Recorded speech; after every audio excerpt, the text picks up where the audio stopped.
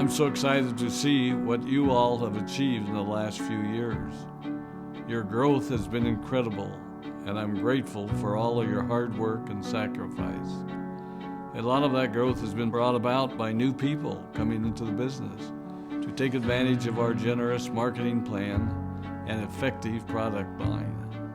So I thought I would take just a moment of your time to share with you a little bit about where Forever came from and where Forever is going.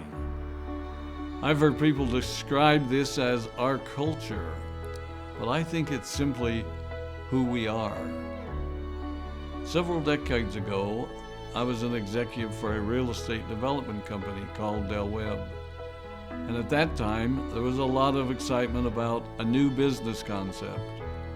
And like many of my colleagues and friends, I went along to a business opportunity meeting and listened to a presentation about multi-level marketing. I immediately fell in love with the concept that people would be motivated to help each other and be able to make a living doing so. It's a beautiful thing when you think about it. Although I was enjoying my career, I didn't think that I was contributing as much as I wanted, or as much as I could, to improve the well-being of the people around me. Inspired by the concept of people helping one another, I set out to write a marketing plan that is almost identical to the one that we use today. As I developed it, I had two goals. One was to pay the highest bonuses possible and still be able to run a company effectively. Two, to build a plan that would motivate and encourage people to keep working. I wanted a plan to reward those that remain active and engaged. I love the concept of a royalty income. However, I believe that it's good for our souls to work hard. People who work hard are happier. Of course, if you work hard, you should play hard. And that was one of my motivational factors in starting Forever Resorts. It was to give people the opportunity to spend time with their loved ones and experience the wonder of nature. Next time we're together, maybe I can tell you more about my passion for our resorts, our rare animals, and spectacular natural resources. So, with the marketing plan prepared, I needed to find a product. And we searched around and looked at different opportunities. I was passionate about finding something that was effective, consumable, and that we knew would not be a fad. During my search, I met a group of doctors who had developed a method of stabilizing aloe vera. They convinced me of its efficacy, and we began testing the product, and were amazed by the results. We were in business.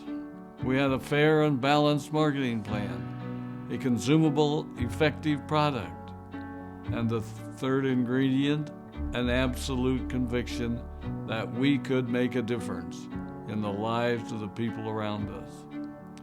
And while it might have been a bit presumptuous, we honestly believed that we could make a difference in the world. We put in generous return policies, customer service incentives, and began to build this business based on the principle of being nice to one another and helping others. The success was incredible, and we grew rapidly until Christmas of 1982. I was sitting at home with the family, and the phone rang. They informed me that there had been a freeze at our aloe plantations in Texas, and that all of our aloe was destroyed. I immediately went to the airport and flew to South Texas to see what we could do. I hoped and prayed that when I arrived, what I saw would be better than the news I'd received. But that wasn't to be the case. We had no aloe, and the business immediately began to suffer. There were some FBOs that left, but more importantly, there were those that stayed. It was a tough time for us. We put everything on the line to stay in business, and there were many sleepless nights. But we were convinced that what we were doing was right. We decided that this would never happen to us again. We flew out to the Dominican Republic and purchased as much land as we could and began planting aloe in one of the safest weather zones in the world. In addition to the acres of plantations in the Dominican Republic, we now have plantations in Mexico and South Texas. It was a tough lesson to learn. But during the tough times, we became stronger and we grew the most. We grow roots that strengthen us and help us to overcome the challenges and obstacles that life throws at us.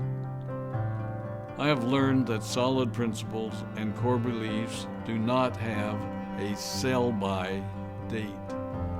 It is never old-fashioned or out of style to be nice to each other, to honor your commitments, and to treat people how you would wish to be treated.